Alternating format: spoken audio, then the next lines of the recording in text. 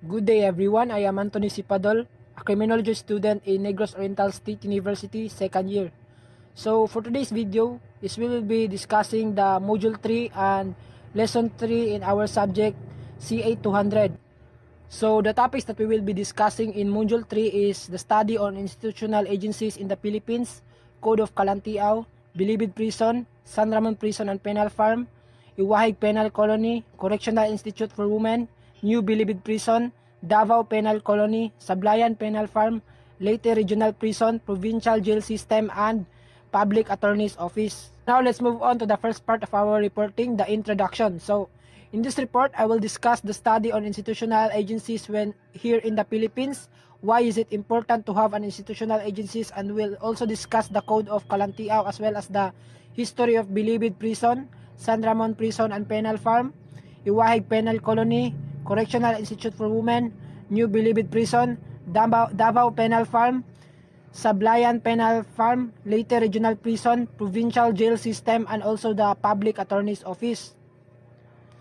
So it discussed also the concise history of Bureau of Corrections and also the time when Americans took over the 1900s. The Bureau of Prisons was created under the Reorganization Act of 1905. In this presentation, discussed also the related topics in this module. So before we start to our reporting, this will be the objectives that you can get when we are discussing and explaining the topics in lesson 3. So first is learn about the institutional agencies in the Philippines, knows the history, functions of the 7 institutional corrections here in the Philippines, knows the 18 article in Code of Kalantiaw, expand your learning about the Bureau of Corrections, and also define and understand the functions of Public Attorney's Office or PAO, expand your learning about Department of Justice agencies, and last is learn the importance of prisons and jails. So now let's move on to our first topic about Bureau of Corrections. So this is the logo of Bureau of Corrections. So in Bureau of Corrections, it is an agency of the Department of Justice which is charged with the custody and rehabilitation of national offenders who have been sentenced to 3 years or imprisonment or more. The agency has its headquarters in the New Bilibid Prison Reservation in Muntinlupa. So kaning Bureau of Corrections kay mo sila agency nga mo give og custody or rehabilitation, especially for those persons nga nakakommit og crime and also those person nga na sentence sa imprisonment in 3 years or more. Okay, so their mission is to maximize the assets value of the Bucor to effectively pursue its responsibility in safely securing transforming national prisoners through responsive rehabilitation programs managed by professional correctional officers. So they also give programs for those offenders inside the prisons. So in Bureau of Corrections, it is headed by a Director General with the rank of Undersecretary, equivalent to the 1st Star General in military. And the Bureau has the 2,862 employees, or 61% of whom are custodial or correctional officers. 33% are administrative personnel and 6% are members of the medical staff. So in Bureau of Corrections, their highest rank is ang Director General. So ang Director General has the power to command those staffs inside the Bureau of Corrections. So now let's move on to our second topic about Code of Kalantiaw. So the Code of Raha Kalantiaw was a supposed legal code in the epic history Maragtas that is said to have been written in 1433 by Dato Kalantiaw, a chief on the island of Negros in the Philippines. The code is now believed by many historians to have been a hoax and that it had actually been written in 1913 by Jose E. Marco as a part of his historical fiction Las Antiguas Leyendas de la Isla de Negros, or in English, The Ancient Legends of the Island of Negros, which he attribute to a priest named Jose Marco. So, Code of Kalantiaw kay ang origin niya is kaning the epic history of in the Philippines, so is called Maragtas. So kaning Maragtas, it is written by Dato Kalantiaw. So it is also translated by English by Pedro Alcantara Monteclaro that is titled History of Panay from the First Inhabitants and the Bornean Emigrants. So many historian believes that this code was actually written in 1913 by Jose Marco by his historical fiction Las Antiguas de Leyendas de la Isla de Negros, or in English, The Ancient Legends of the Islands of Negros. Okay, so in 1990, Philippine historian Teodoro Agoncillo described the code as a disputed document. Despite doubts on its authenticity, some history texts continue to present it as historical fact, and they have 18 articles on laws on Code of Kalantiaw. So if we say Code of Kalantiaw, there have 18 articles or law inside of it. Okay, so let's move on to the law and articles in Code of Kalantiaw. So in Article 1, you shall not kill, neither shall you steal, nor shall you hurt the aged, lest you incur the damage or death. All those who disorder shall infringe shall be tied to a stone and drowned in a river or a boiling water. So in Article 1, it says that if you kill someone or steal things in other person or hurt the aged person or katong mga tao nga edad-edaran na, is you will be punished by tied to a stone or drowned in a river or a boiling water. So lumsan ka sa river or ito sa boiling water. So Article 2, you shall punctually meet your debt with your headman. He who fulfills not for the first time shall be lashed 100-fold, and if the obligation is great, his son shall be debt 3-fold. In a boiling water or conviction, he shall be flogged to death. So in Article 2, it means nga if dili nimo mabaryan imong debts or bills or utang nimo, is you will be punished. Your hand will be debt 3-fold in a boiling water, or ibutang imong kamot sa gainit nga tubig, or in conviction, you will be flogged to death. Article 3, obey no one shall have wives that are too young, nor shall they be more than what he can take care of, nor spend much luxury. He who fulfills not or obeys not shall be condemned to swim 3 hours, and for the second time shall be scourged with spines to death. So in Article 3, it means nga if you have a younger wife or bata kayo nga asawa, or you spend a lot of money for buying some luxuries, is you will be condemned to swim 3 hours or punished to scourged with spines to death. Article 4, observe and obey, let not the peace of the graves be disturbed. Due respect must be accorded them on passing by caves and trees, where they are. He who observes not shall die by bites of ants, and shall be flogged with the spines till death. So in Article 4, it means nga if you disturb some graves inside the cemetery, you will be punished by bites of ants. So ipakaon kas mga lamigas antod sa maluya ka, and for the second time is you will be flogged with spines till death. So Article 5, so obey, exchange in food must be carried out faithfully. He who complies not shall be lashed for an hour. He who repeats the action for a day be exposed to the ants. So in Article 5, it means nga if you have caught that you have exchanging your food to another person, you will be punished for exposing to the ants for 1 day. So dili lang kayo bugat ni nga punishment. So Article 6, so you shall revere respectable places, trees or known value, and other sites. He shall pay a month's work in gold or money. Whoever fails to do this, and if twice committed, he shall be declared a slave. So in Article 6, it says that if you disrespect those places or valuable trees or other sites, or dili ka mo bayad sa mga employees or imong workers for 1 month, is you will be declared as a slave or sulugoon.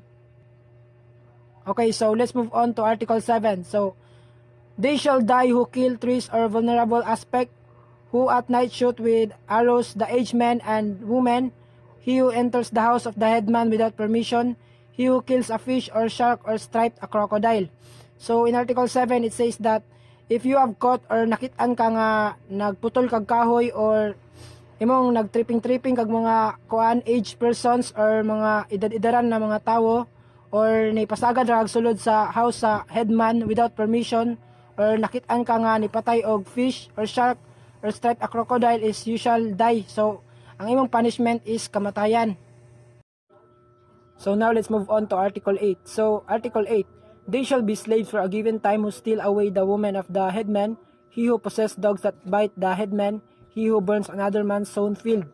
So in Article 8, it says that if you have caught or in the act that you are stealing away the woman or the wife of your headman, or you have pets or dogs that is kuan na maak sa laing tawo, especially in your headman o kanang mga tawo nga gisunog ang mga properties or mga butang sa another person, is they will be given a they will have a punishment that they will be declared as slaves for a given time.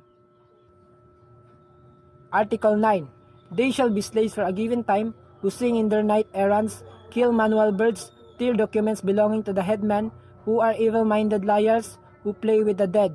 So in Article 9, it means that if you are caught in the act that you are singing in the midnight, and also kill those manual birds and also tear the documents especially belonging to your headman, and also those persons nga naay mga daotang hunahuna or mga daotang buhat, is they will be given a punishment that they will declare as slaves by given time. So Article 10. It should be the obligation of every mother to show their daughter secretly the things that are lascivious and prepare them for womanhood. Men should not be cruel to their wives, nor should they punish them when they catch them in the act of adultery. He who disobeys shall be turned to pieces and thrown to the caimans. So in Article 10, it says that if the man was nasakpan nga iyang sige niya permi pasakitan iyang asawa or girlfriend, or catch them in the act of adultery, is he will be given a punishment by turned to pieces, and second is thrown them to the caimans or in an alligator. Article 11. They shall be burned who by force or cunning have mocked at an eluded punishment, or who have killed two young boys, or shall try to steal the woman of the old men or agorangs.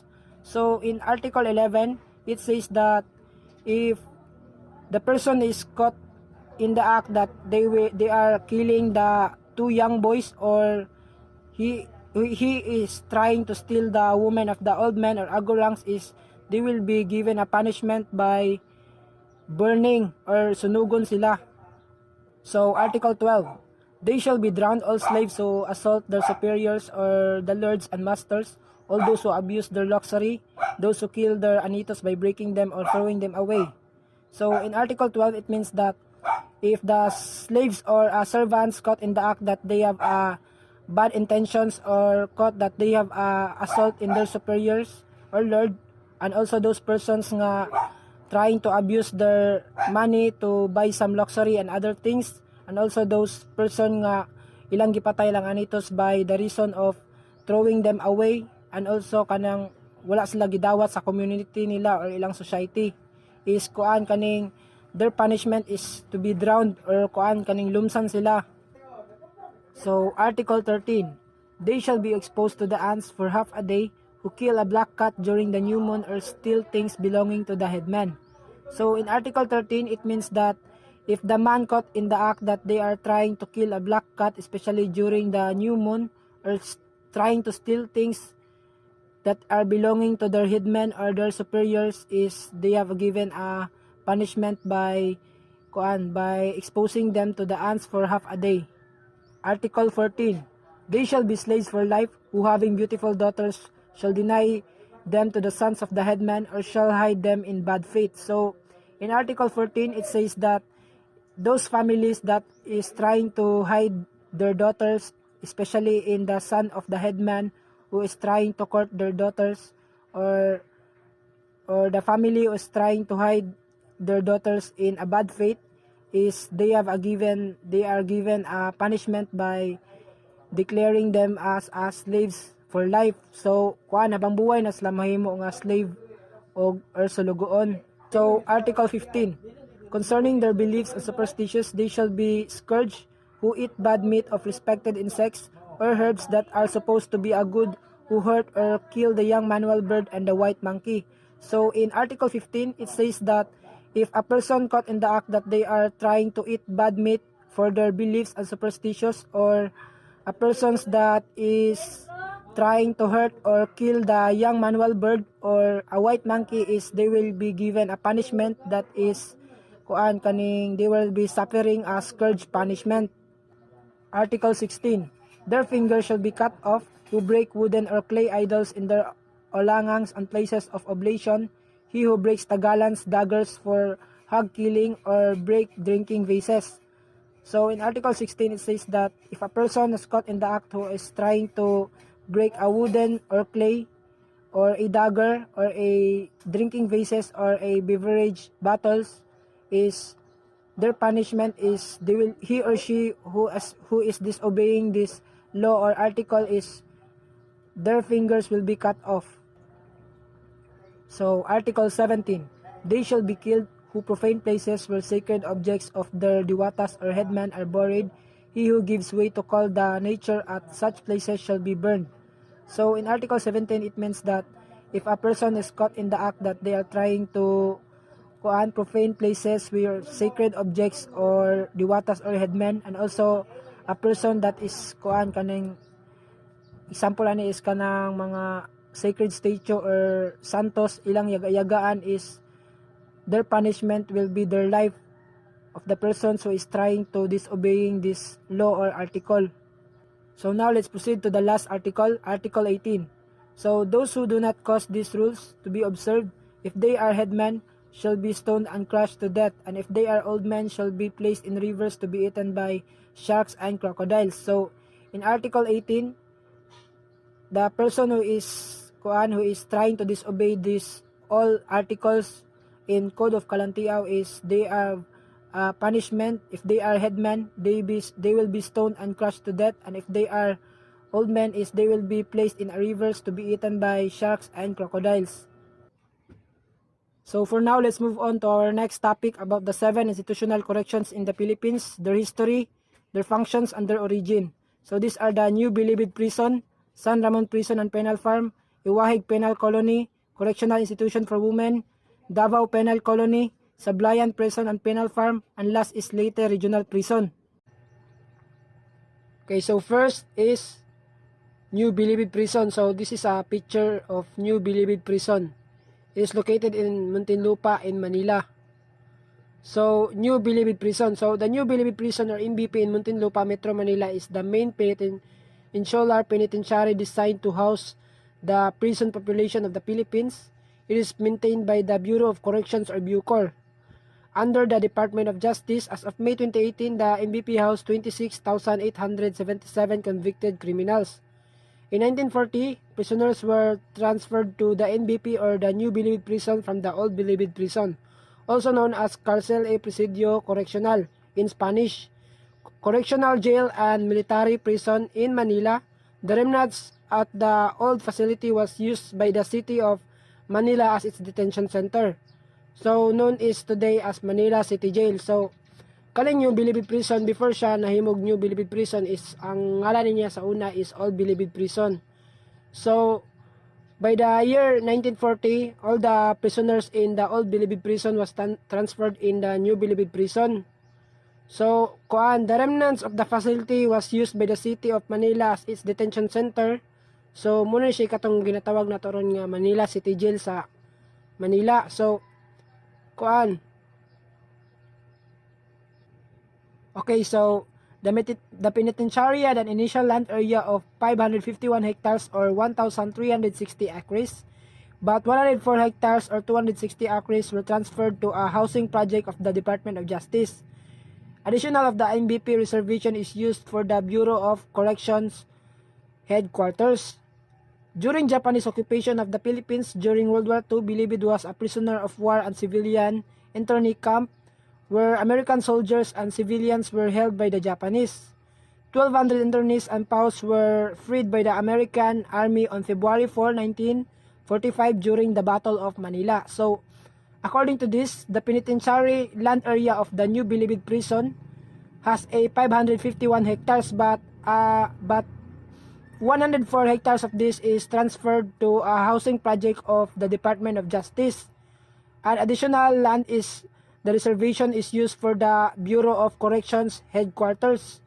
So during Japanese occupation here in the Philippines, katong gisakop na og mga Hapon ning Pilipinas, is kuan kaning kuan old Bilibid prison or new Bilibid prison karon is muna ilang gigamit nga kuan prisuhan sa mga civilian or mga American soldiers nga ilang madakpan during atong World War II or katong sa the Battle of Manila.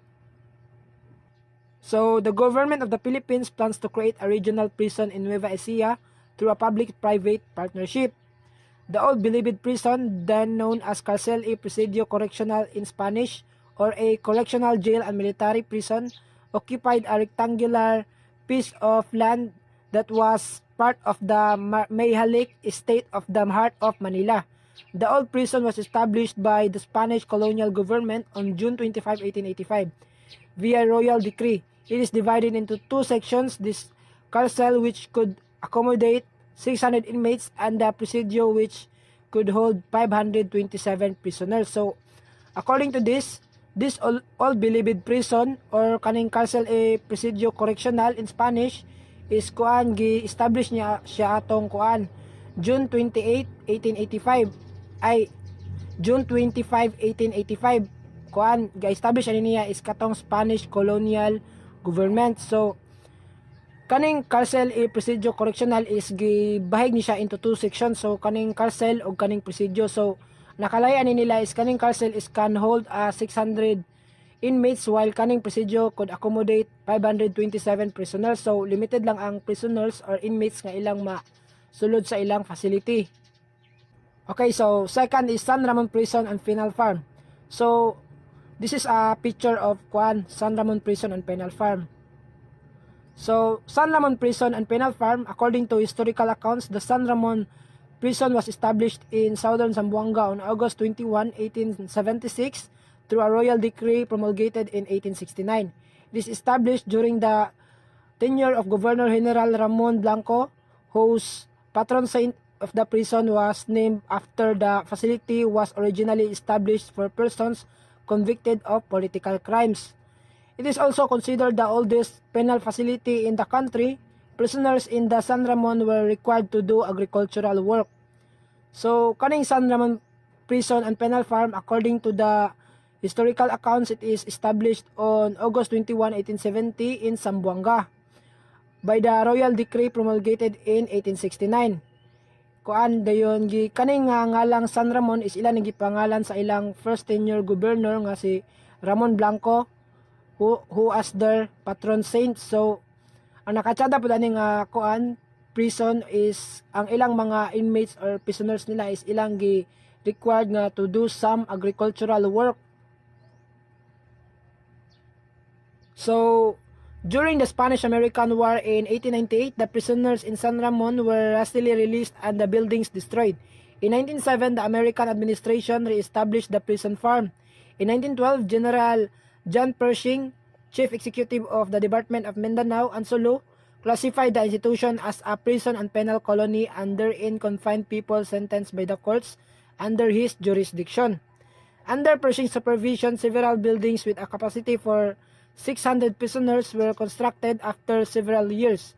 The colony became practically self-supporting with 75,000 coconut trees which were planted at the beginning of Pershing administration, contributing to the colony's self-sufficiency. Aside from coconuts, rice, corn, papaya, and other crops were also cultivated. Okay, so on November 1, 1905, Reorganization Act number 147 was approved, creating the Bureau of Prisons under the Department of Commerce and Police, integrating the old Bilibid Prison, San Ramon Penal Colony, and Iwahig Penal Colony. The Philippine Coconut Authority took over management of the coconut farm from San Ramon.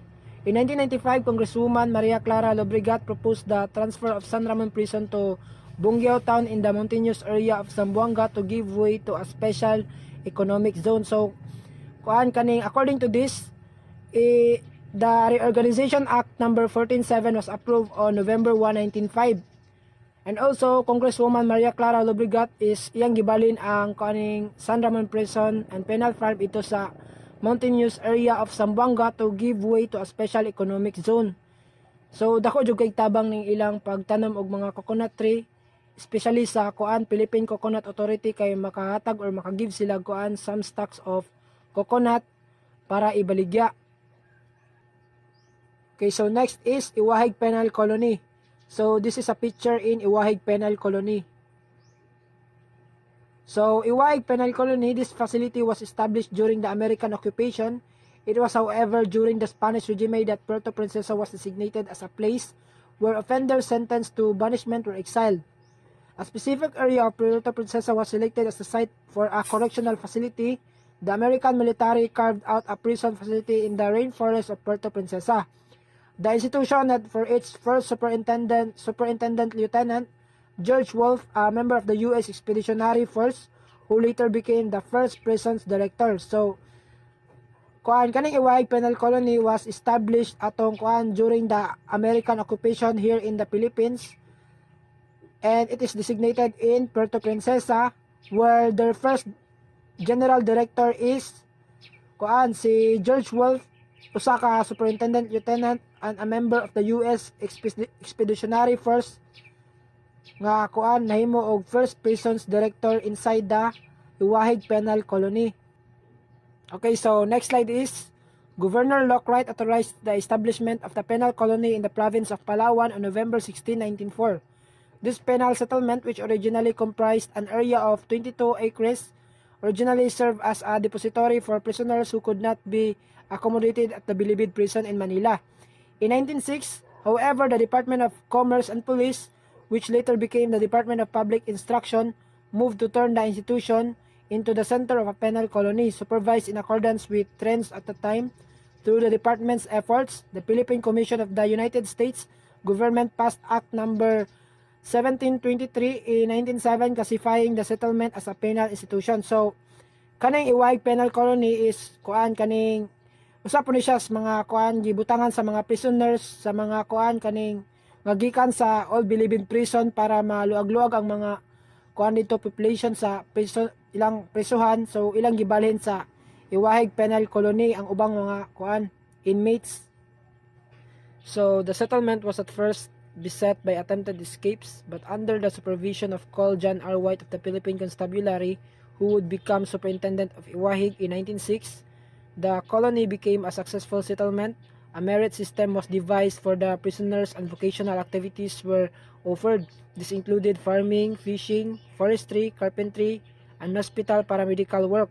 Prisoners could choose the vocational activities they wanted. So, in Iwahig Penal Colony, the prisoners or inmates inside that prison they were given a chance to expand their learnings or improve their skills by choosing those vocational activities they want to do, like farming, fishing, forestry, or carpentry, and many other vocational works they wanted to do. Okay, so in 1955, Administrative Order Number 20 was promulgated by the President and implemented by the Secretary of Justice and the Secretary of Agriculture and Natural Resources. This order allowed the distribution of colony lands for cultivation by reserving colonists. The order also contained a list of qualifications for colonists who wished to apply for a lot to cultivate, the conditions for the settlers' stay in his land, loan requirements, and marketing of the settlers' produced lots granted did not exceed 6 hectares. Okay, so now let's move on to the next slide. So, on August 16, 1959, a committee was created by President Carlos P. Garcia to study the state of national prisons.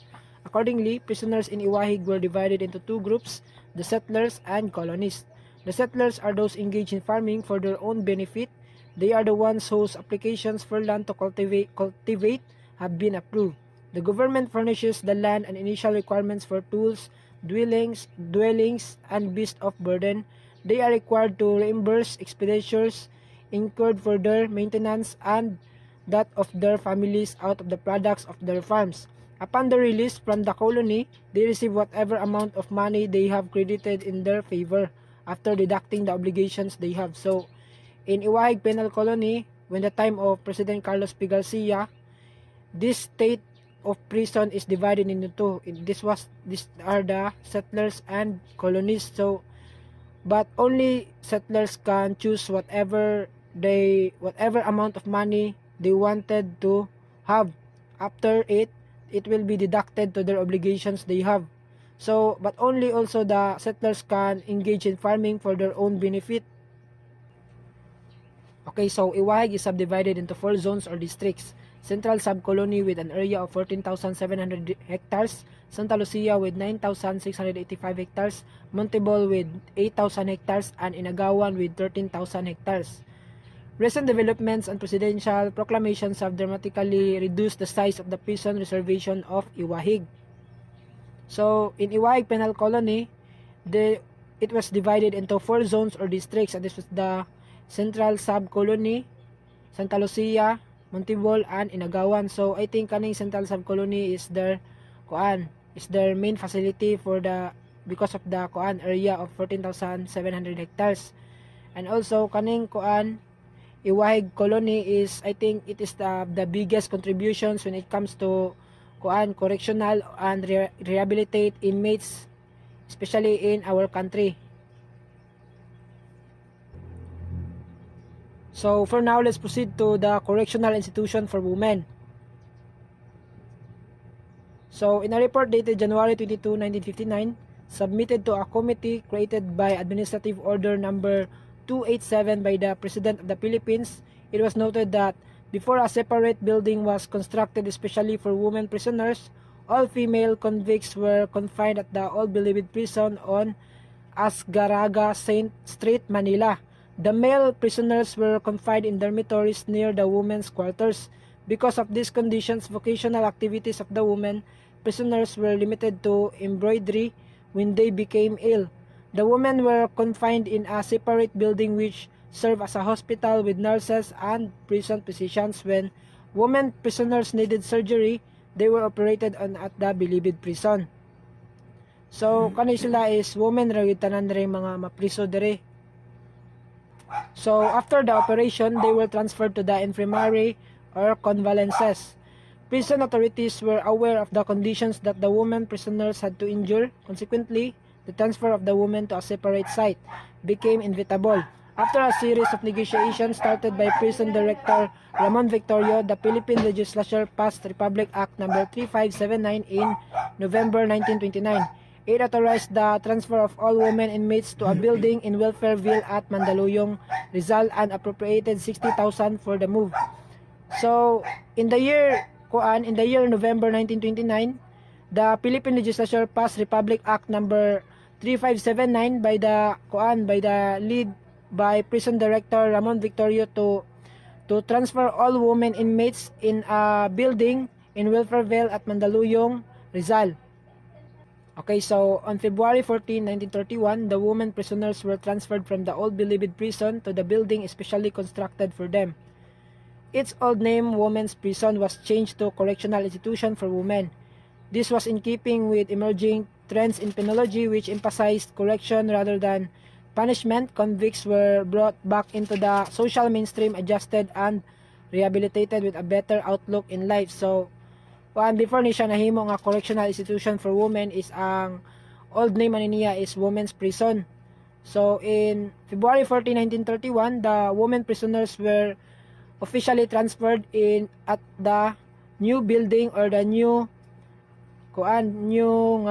kaning prisons or facility into the Bilibid Prison. So, okay, so for now, let's proceed to the next slide. So CIW or Correctional Institution for Women, according to a Senate report, occupied 18 hectares. The original structure was a story building which housed the office, the brigade's mess hall, kitchen, chapel, infirmary, bathrooms, and employees' restrooms. The building has a central courtyard with trees and flowering plants. The prisoners' vocational activities were expanded to include poultry and piggery as well as cultivation of crops, flowers, and fruits. Living quarters for the institution's employees were later constructed in the compound during the Japanese occupation. The CIW or Correctional Institution for Women was, despite a drastic reduction in the number of its employees, continued with its work. A number of female military prisoners were also confined in the institution. They were later freed by the U.S. Army. Okay, so afterward, the CIW or Correctional Institution for Women resumed its normal operations. Weekly catechism classes were introduced, a dental clinic was built, local telephones were installed in the guards' quarters, the Bureau of Public Works made major repairs on the main building and a workshop. An infirmary were constructed for the inmates' use. The infirmary during that time could accommodate around 16 patients. In 2000, a new 4-story building was constructed by the Department of Public Works within the grounds of CIW. It is the growing congestion in the facility. The CIW, with a capacity for only 200 inmates, had to accommodate 1,000 inmates. So after war between atong gisakop ta sa hapon sa Philippines, after ato is murag na improve na ang facility inside the correctional institution for women. So gikan atong 200 ka inmates nga pwede masulod sa prisuhan is na murag na expand nila ang area, so naabot na og 1,000 ka prisoners ang pwede masulod sa prisuhan. So for now, let's move on to our next topic about Davao Penal Colony. So the Davao Penal Colony is the first penal settlement founded and organized under Filipino administration. The settlement, which originally had an area of approximately 30,000 hectares in the districts of Panabo and Tagum, Davao del Norte, was formally established on January 21, 1932 by virtue of Act number 3732. This act authorized the Governor General to lease or sell the lands, buildings, and improvements in San Ramon Prison and Iwahig Penal Colony. So this Davao Penal Colony is the first correctional institution, penal settlement, who are founded and organized under the Filipino administration. So it also granted authority to the Secretary of Justice to establish a new prison and penal colony in a suitable public land. A budget of 500,000 was allocated. Several committees were created to a fixed suitable site for the penal settlement. In accordance with the recommendation of these committees, Governor Dwight Davis signed Proclamation number 414 on October 7, 1931, which he reserved a site for a penal colony in Davao Province in Mindanao. The site offered ideal conditions for agricultural activities. So, before the establishment of Davao Penal Colony, there was a budget of 500,000 allocated to build and construct a penal colony and also a prison. So by the lead of the Governor Dwight Davis, he signed a Proclamation number 414 on October 7, 1931, which he reserved a site for a penal colony and prison in Davao Province in Mindanao, and also it can offer an agricultural work for those inmates or offenders inside that prison. Okay, so during World War II, the colony was converted into a concentration camp where more than 1,000 Japanese internees were committed by the Philippine-American Armed Forces. The Japanese were treated in accordance with the orders of the American commanding officer. So on December 20, 1941, the Japanese Imperial Forces attacked Davao and the colony was among the establishments taken over by the invading army. The entire settlement was thrown into confusion and a great number of prisoners escaped. Normal operations were inevitably disturbed. November 8, 1942, a representative of Director of Prisons transferred the colony and its properties to the Japanese authorities. So after the establishment of Davao Penal Colony, there were Japanese Imperial Forces who are attacked Davao. So it was the reason nga nung nangaguba ang ilang establishments or dagan kayong mga pineriso or mga inmates ang nakaikyas sa sulod sa Davao Penal Colony and Prisons. But in November 8, 1942, a representative of Director of Prisons kay gibalhin ang colony for the properties to the Japanese authorities. So ang Japanese na mo gamando. So the remaining colony employees, their families, and the inmates evacuated to Iwahig, where they organized the Davao Penal Colony at Inagawan Sub-Colony in Palawan. The organization of the colony in exile was authorized by virtue of Memorandum Order number 60 dated June 28, 1943 and signed by the Director of Prisons. So after atong gisakop sila sa Japanese Armed Forces, kay ang katong mga remaining employees is ni-evacuate sila paingon sa Iwahig, where they organized the Davao Penal Colony at Inagawan Sub-Colony in Palawan. So after the liberation of the Philippines, the colony in exile in Palawan returned to its old site in Davao. A great deal of rebuilding and repair had to be done because the war had almost completely destroyed the colony. So, after the liberation in the Philippines, the colony was decided to return the colony to its old site in Davao in Mindanao. So, muna siya isugod atong pag-rebuilding nila o pag-repair sa mga facility establishments nga nagaguba tungod sa gira atong pagsakop sa mga Japanese Armed Forces ito sa Davao. Okay, so next is Sablayan Prison and Penal Farm. So, nearer to Manila than other penal colonies, the Sablayan Penal Colony is located in Occidental Mindoro and relatively new, established on September 26, 1954. By virtue of Presidential Proclamation number 72, the penal colony has a total an area of approximately 16,190 hectares. So, prison records show that the first colonists and employees arrived in Sablayan on January 15, 1955. Since then, several buildings have been constructed, including the colonists' dormitories, employees' quarters, guardhouse, schoolhouse, chapel, recreation hall, and post exchange. So, in 3 sub-colonies were later organized. One is a reservation which this day remains part of a protected rainforest. Another is in coastal area. The third was used by the national government as a relocation site for refuge from the eruption of Mount Pinatubo eruption in 1991. Sablayan Prison is a facility where prisoners from NBP or the New Bilibid Prison are brought for decongestion purposes. It follows the same colony standards as other penal farms. So for now, let's move on to our last topic about the correctional institution here in the Philippines, and this is Leyte Regional Prison. So the Leyte Regional Prison, situated in Abuyog, Southern Leyte, was established a year after the declaration of martial law in 1972 by virtue of Presidential Decree number 28. While its plantilla and institutional plan were almost ideal, lack of funds made the prison unable to realize its full potential, and its facilities and often below par compared with those of other established penal farms.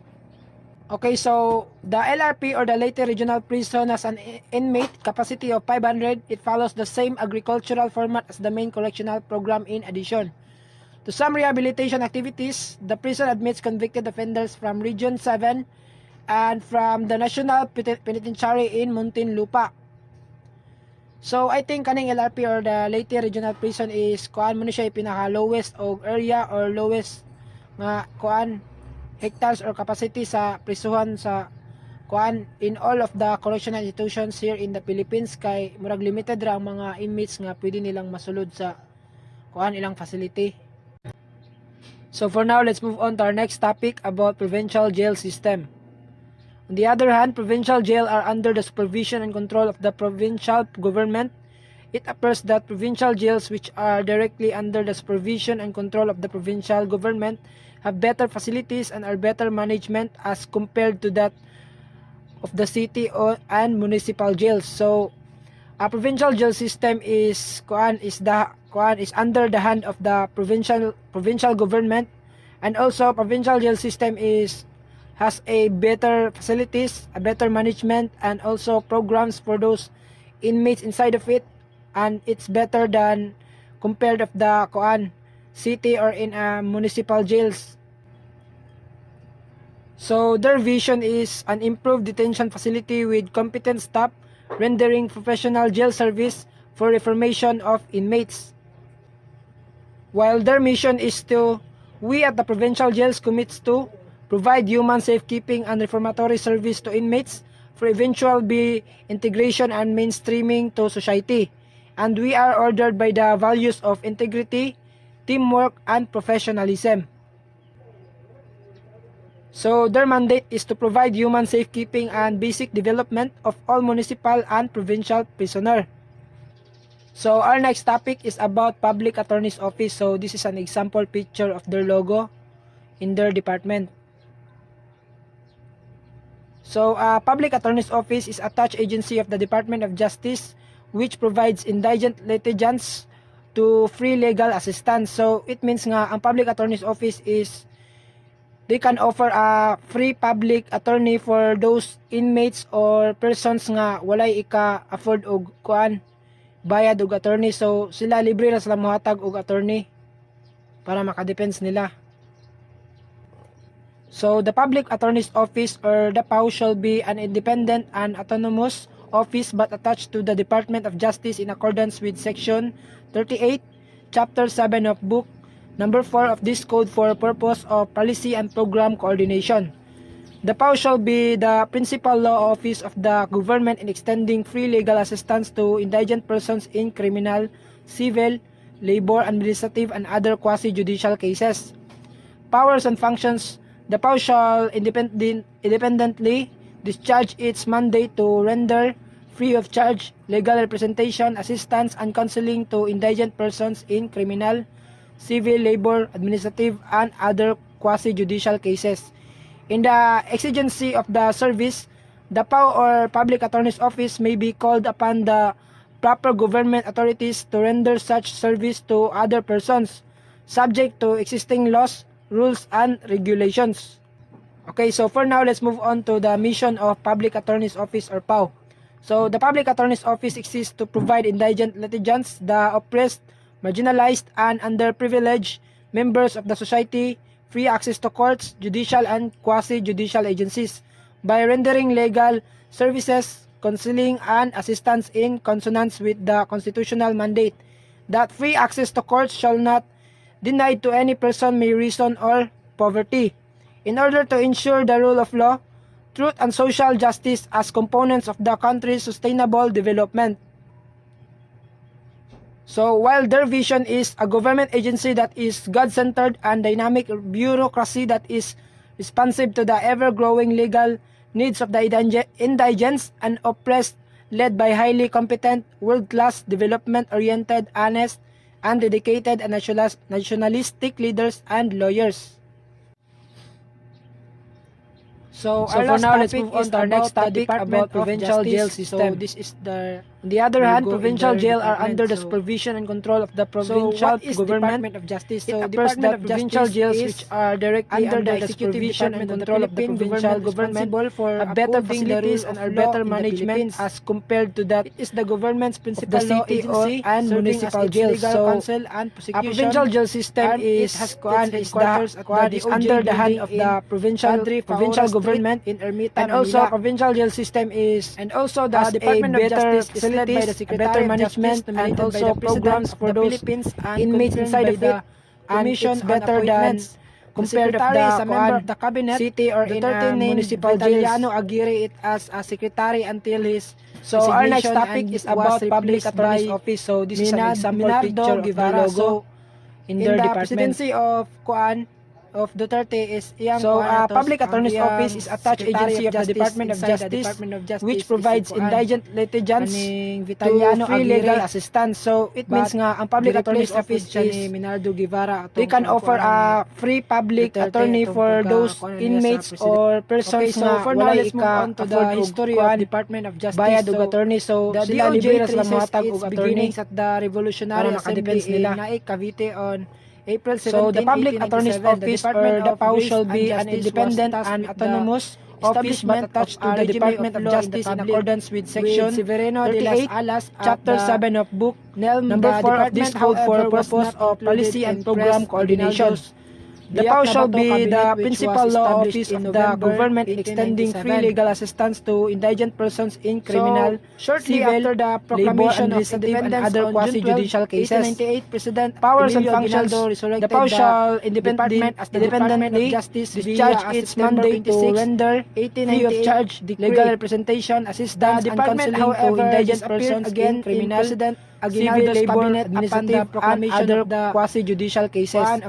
In the exigency of the service, The PAO or Public Attorney's after the Office may be American called occupation, upon a year later, proper the government military authorities to established render the such office of the service to attorney other persons, of the Supreme subject Court to on existing June laws, 11, 1901. rules, and regulations. It was renamed Okay, the so for now, office let's at move on to the mission of Attorney Public General, Attorney's Office or and PAO. on September So 1 the Public of the Attorney's Office same year, exists to provide the indigent office became litigants, the Department of oppressed, Finance and marginalized, Justice. and In underprivileged 1916, the members of department the became a society, separate free access entity. to courts, Once judicial again, and the Department quasi-judicial of agencies Justice, by virtue by of rendering the legal Jones Law, services, and was given counseling, administrative and assistance supervision in and consonance overall with the courts constitutional of mandate first that free instance access and to courts other shall not inferior denied to courts. any person may reason or poverty. So, In under order the to Japanese ensure the rule of occupation, law, the department truth became and the social Commission justice of as components of and the later country's the sustainable Ministry of development. Justice upon the proclamation of the So while Second their vision Philippine is a Republic government in agency that 1943. is God-centered After and the dynamic country's liberation bureaucracy from that the is Japanese responsive to the forces ever-growing near the legal end of World needs War of the II, indigents restored and oppressed, Commonwealth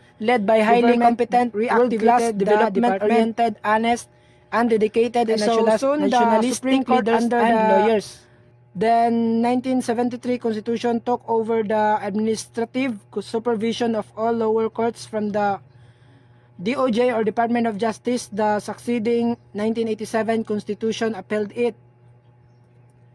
So in a time it became the Ministry of Justice once more in 1973 during martial law, continuing in that form until 1987 when the return to presidential from a government as mandated by the 1987 Constitution transformed all ministries back to departments.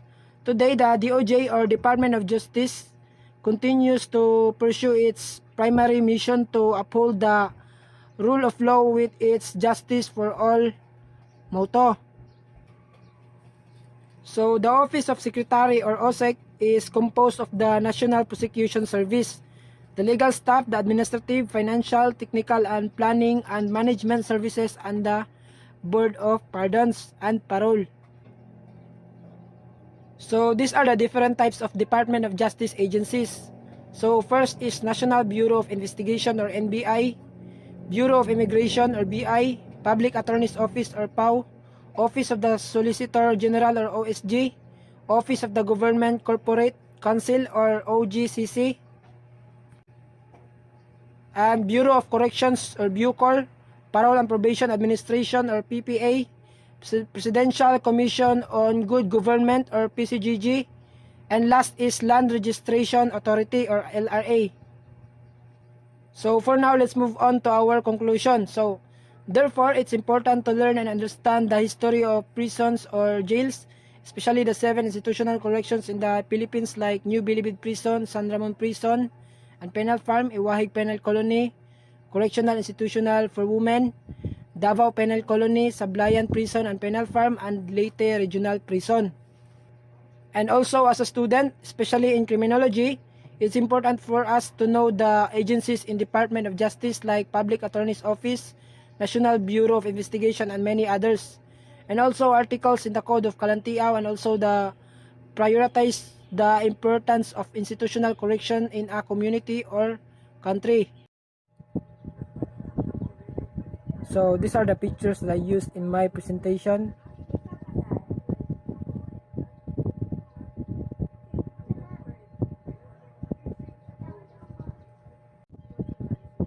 And also these are the references that I used in my presentation.